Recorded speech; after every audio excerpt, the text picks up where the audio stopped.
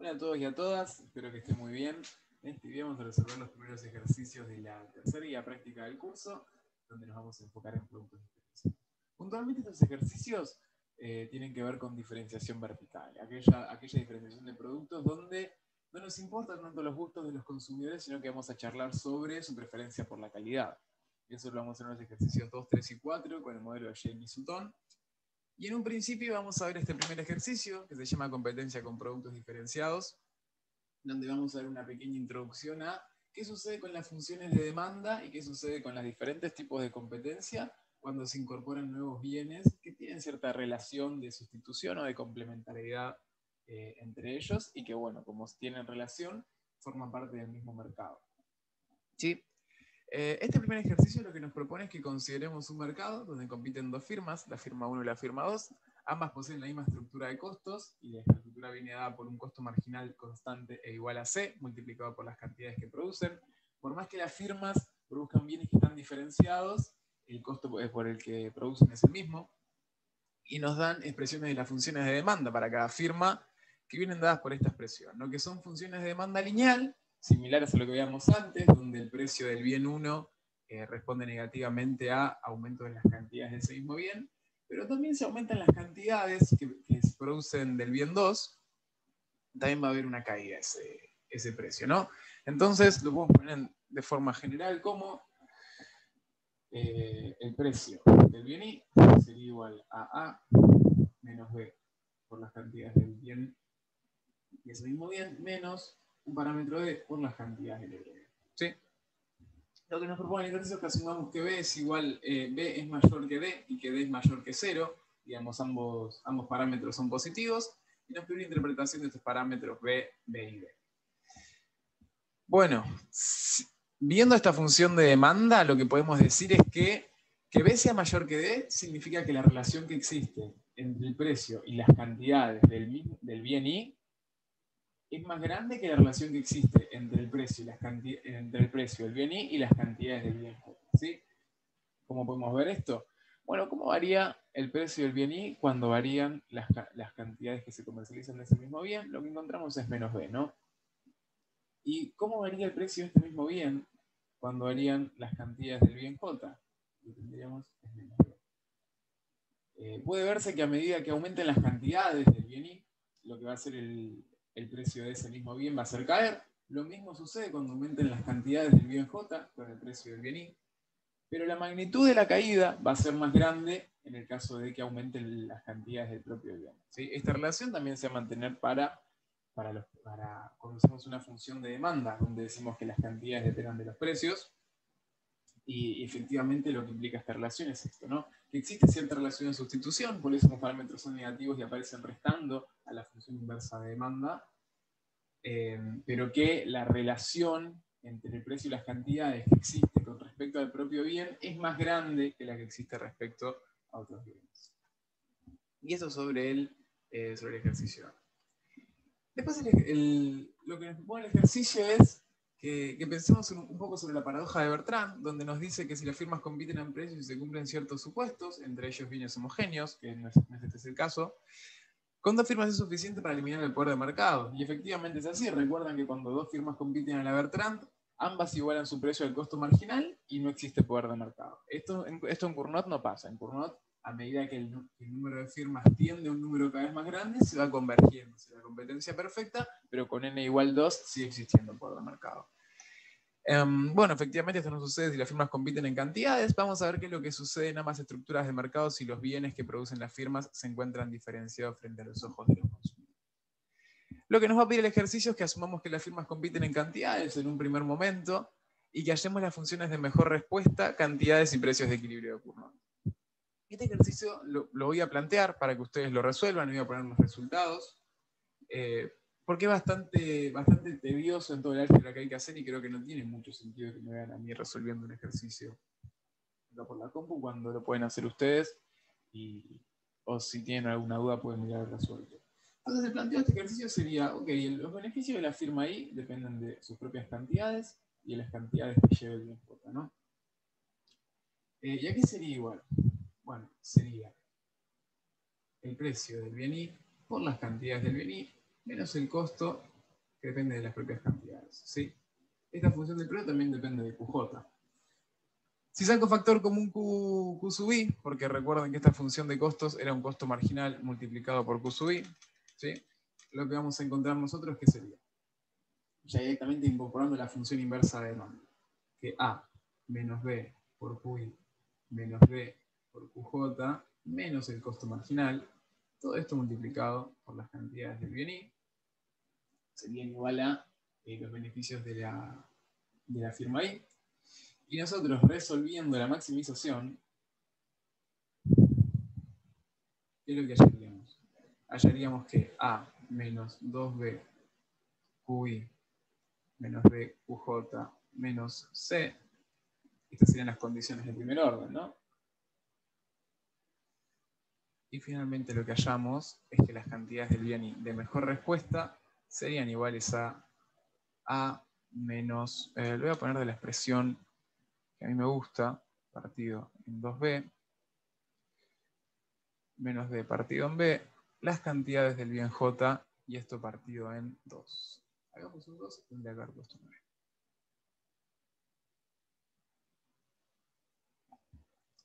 9. Despejando esta expresión, lo que hallaríamos serían la función de mejor respuesta de la firma I, ¿sí? ¿Qué nos dice esta función de mejor respuesta? Bueno, si recuerdan, cuando las firmas competían a la Cournot, la función de mejor respuesta, esto es Cournot y mejor respuesta, nos daba algo bastante parecido no, nos daba esto, partido en 2. ¿Sí? Y acá lo que encontramos es una diferencia donde aparece este cociente de D partido en B, y esto nos refleja como una relación de sustitución, ¿no? Digamos, a medida que aumentan las cantidades del bien J, lo mejor que puede hacer la firma I es reducir sus cantidades, porque acá vemos que está este menos, dándonos a entender esa relación. Pero D partido en B es menor que 1, porque habíamos dicho que B era más grande que D. ¿Esto qué significa? Que como los productos están diferenciados, a medida que aumentan las cantidades que va a llevar al mercado la firma J, la mejor reacción de la firma I es la de bajar sus cantidades, pero en una magnitud menor a la que lo harían si los productos no estuvieran diferenciados, ¿sí? Y esto nos lo refleja este cociente de partido en B que encontramos en la función de mejor respuesta. Bueno, para hallar el equilibrio que deberíamos hacer, las cantidades de la firma I en equilibrio, ¿a qué serían iguales? A la función de mejor respuesta evaluada y la función de mejor respuesta, ¿no? Y voy a copiar directamente la expresión, que la tengo por acá anotada. Lo que deberían hacer es hacer el álgebra para encontrar esto. Y finalmente uno lo que encuentra es que las cantidades de equilibrio vienen dadas por A menos C partido en 2B más B, ¿sí? Lo que deberían hacer es, dada la función de mejor respuesta de la firma I, la reemplazan por la firma de mejor, reemplazan acá la función de mejor respuesta de la firma J, y hacen un despeje y van a terminar llegando a esta expresión, ¿sí? Y los resueltos igualmente tienen el paso por paso. Y finalmente, para hallar los precios de equilibrio, lo que deberíamos hacer sería reemplazar las funciones de equilibrio, las cantidades de equilibrio que lleva cada una de las firmas, en la función inversa de ¿no? ¿Sí? Menos la llave de precio de bienes, ¿no? Y finalmente uno lo que va a terminar encontrando, haciendo bueno, lo voy a presentar más o menos como para que se vea. B, A menos C, partido en 2B más B. Noten que como no hay costos asimétricos, ni no hay nada de ese estilo, las cantidades de equilibrio que lleve cada una de las firmas van a ser iguales, la expresión va a ser la misma. Menos B, A menos C, partido en 2B más B. Y uno, a partir de hacer todo el despeje, lo que va a terminar hallando es que esto da A por B más C. Imagínense todo el despeje que uno tiene que hacer para hallar esta expresión, ¿no? Bueno, esta expresión puntualmente no es muy larga de llegar, pero bueno, hay que ponerse el álgebra y creo que no es el fin del video. Bueno, y acá es como encontramos los precios y las cantidades de equilibrio bajo competencia de la Cournot cuando existen productos diferenciados. Ahora seguimos con la parte, con el inciso C, que nos va a pedir algo muy parecido, pero cuando las firmas compiten en precios, que obtengamos las funciones de mejor respuesta y demostremos que los precios son complementarios estratégicos. Calculemos cuál sería el precio de mercado en equilibrio y que veamos si se cumple o no la paradoja de Bertrand. Entonces, deberíamos ver primero las funciones de mejor respuesta cuando las firmas compiten a la Bertrand. ¿Sí? Demostrar que los precios son complementarios estratégicos. ¿Qué significaría esto? De que la mejor reacción que puede llegar a tener la firma I frente a un aumento de precios de la firma J es de aumentar sus propios precios. A esto nos referimos con la complementariedad estratégica. Después ponemos el precio de mercado en equilibrio, es básicamente lo que charlábamos antes, pero en vez de con las cantidades, con el precio, y que veamos si se cumple la paradoja de Bertrand, que veamos si el precio del bien I y el precio del bien J terminan igualando a los propios costos marginales. Bueno, lo primero que deberíamos hacer para resolver este ejercicio sería plantear las funciones de demanda. ¿Sí? Antes teníamos las funciones inversas de demanda, y sabíamos que las cantidades, perdón, el precio del bien 1, porque era la función inversa, el precio del bien 1, A menos B por Q1 menos B por Q2, se hace algo análogo a otro bien, BQ2 menos BQ1. Y lo que deberíamos hacer nosotros para encontrar las funciones de demanda sería encontrar una expresión para Q1 y para Q2, ¿no?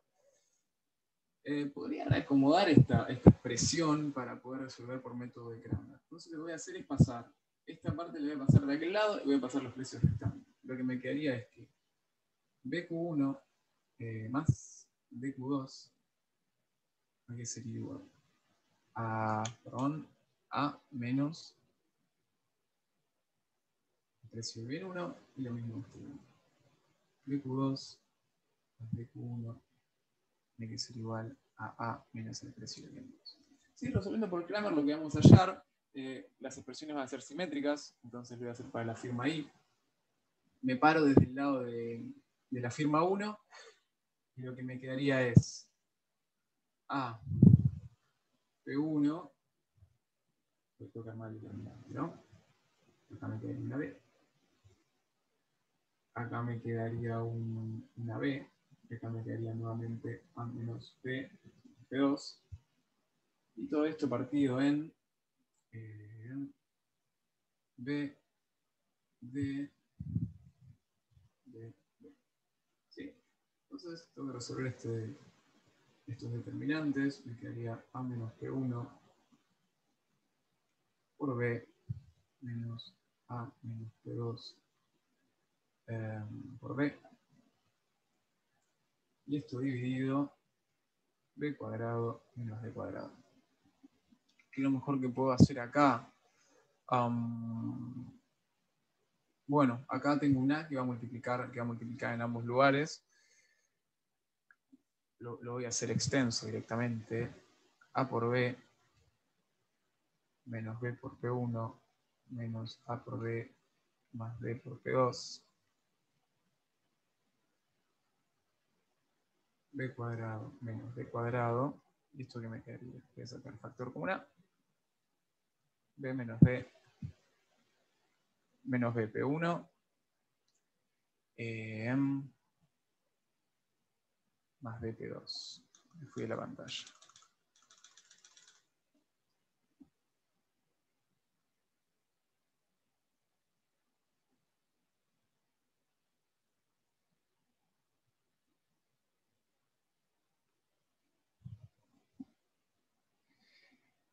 Y todo esto partido en B cuadrado menos D cuadrado. ¿Sí? ¿Por qué hice toda esta expresión? Porque vamos a ver cómo queda esta función de demanda. Y lo mejor que uno puede hacer para resolver esto y que no es que un choclo enorme a la hora de resolver es expresarlo de la siguiente manera. Nos quedaría este B menos D, esto se puede expresar como B menos D, B más D, ¿no? Entonces, partido en B más D, ¿sí? menos P1 por B cuadrado menos B cuadrado, más P2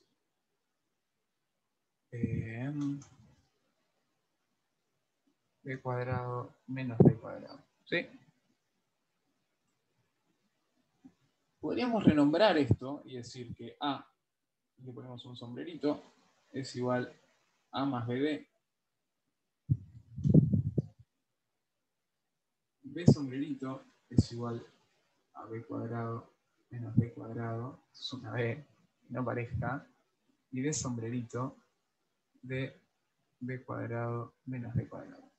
Entonces, finalmente lo que nos quedaría a nosotros sería la siguiente función de demanda, ¿no? Lo que sabríamos es que las cantidades del bien 1 serían A sombrerito menos su propio precio, no, representativa sombrerito, B sombrerito más el precio del bien rival, o el otro bien, mientras que el otro lado sea algo bastante parecido, ¿no?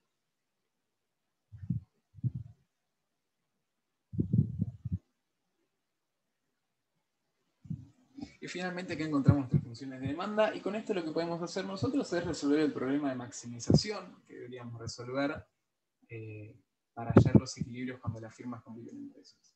Entonces, obteniendo las funciones de mejor respuesta, primero haciendo todo este trabajito y trabajando con estas funciones de demanda, lo que vamos a hallar nosotros, que es, voy a borrar todo esto,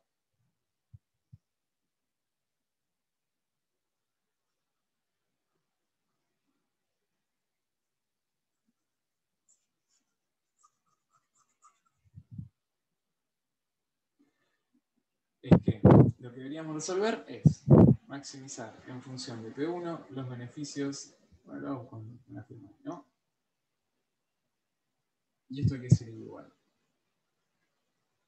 PI por QI menos C por QI, y esto que me quedaría. El precio de la firma 1 a sombrerito B por P sub I a PJ de sombrerito, ¿sí? Menos C y nuevamente esta expresión.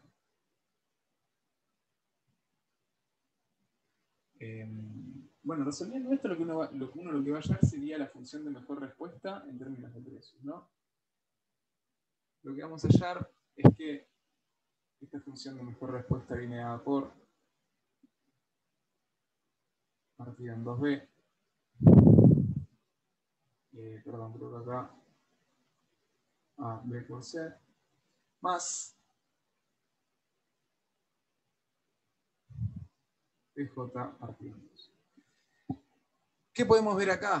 Bueno, primero podemos responder esa pregunta de que los bienes son complementarios estratégicos, ¿no? En la medida que, ¿cómo varía la mejor respuesta de la firma I frente a un aumento en el precio del bien J?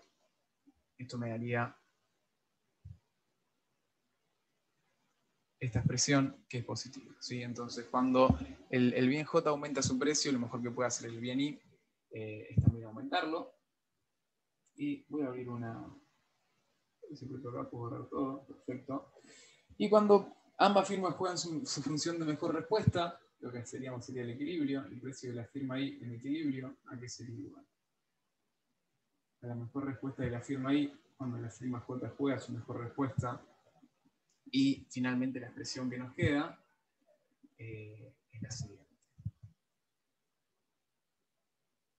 A más BC partido en 2B menos D.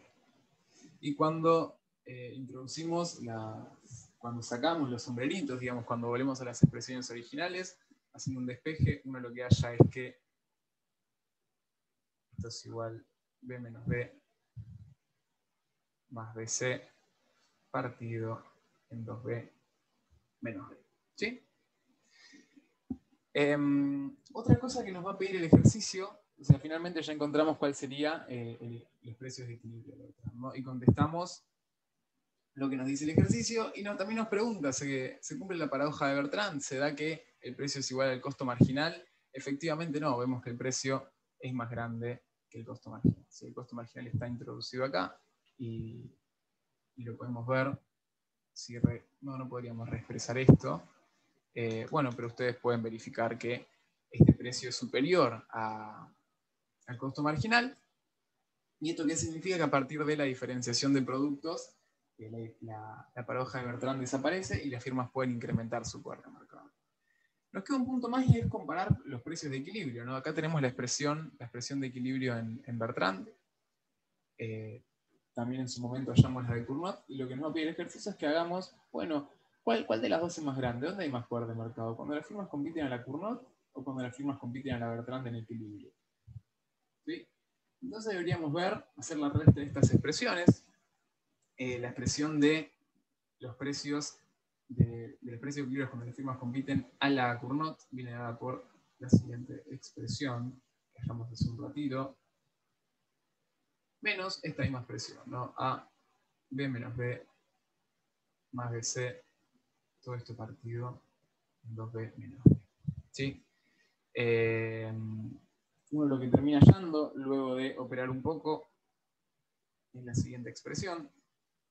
4A por C, A menos C, perdón, 4B partido en B al cuadrado menos 1. Y esta expresión efectivamente es mayor que 0. ¿Sí? ¿Qué significa esto? Es que los precios cuando las firmas compiten a la Cournot son más grandes que los precios cuando las firmas compiten a la Bertrand bajo productos diferenciados. Esto significaría que el poder de mercado que surge cuando las firmas compiten a la Cournot es más grande que el precio que existe cuando las firmas compiten a la Bertrand. ¿Sí? ¿Qué otra cosa podemos ver? Bueno, lo que nos pide el ejercicio que sigamos viendo es, veamos qué pasa, que demostremos que esta resta de precios de equilibrio tiende a 0 a medida que este cociente tiende a infinito y que interpretemos el resultado, ¿no? Cuando D partido en D tiende a infinito, esto tiende a 0, definitivamente. Digamos, esto será infinito, tenemos infinito al cuadrado multiplicado por 4 menos 1, esto no le va a cambiar en nada, y esto va a ser un número enorme, ¿sí? Y esto va a tender a 0. Entonces, ¿qué pasaría cuando B es mucho más grande que D? Digamos, esto va a tender a infinito en la medida que B sea mucho más grande que D. Y si volvemos a nuestras funciones de demanda, donde decíamos que, lo voy a escribir en términos del precio,